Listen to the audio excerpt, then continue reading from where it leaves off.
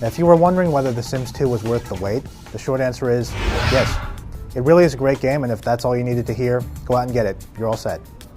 But if you were looking for a little more info, let's take an in-depth look at The Sims 2. Now, like the first game, The Sims 2 lets you create a family of little computer people, build them a house, and set them loose in a virtual neighborhood.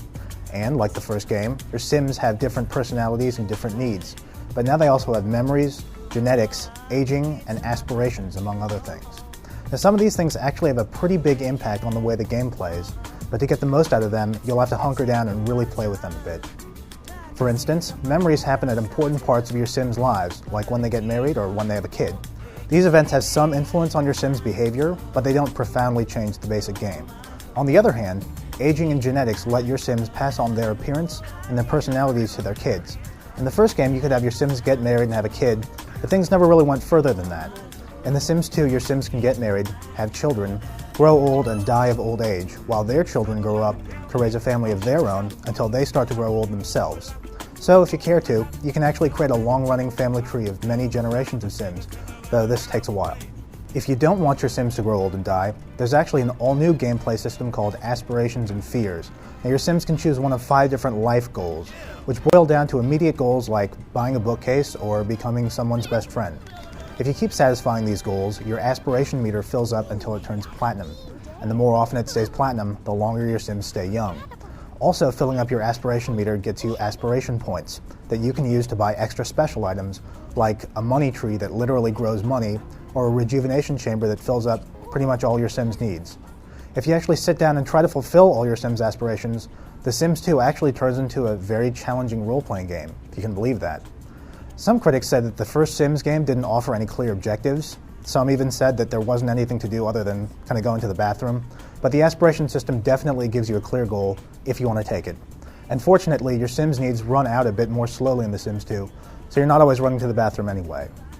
Otherwise, the game includes the building and buying modes you'd expect it to.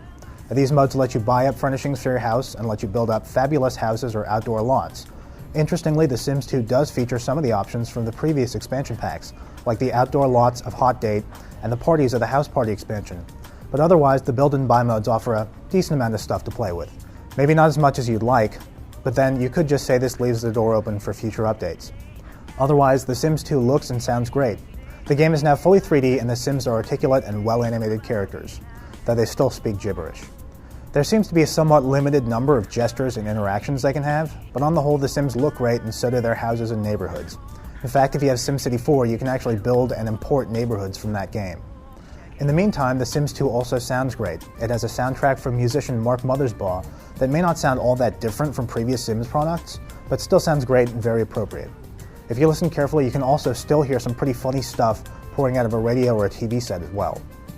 The Sims 2 offers a decent amount of building content and an all-new way to play your Sims using aspirations.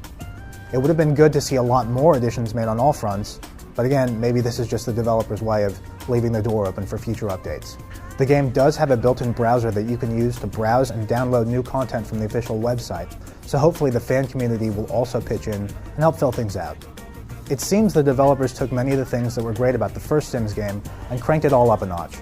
Playing through the sequel, you may wish that other things were also improved, or that some things had been taken up 2 or 3 notches, but for the most part, The Sims 2 is a great sequel and a great game.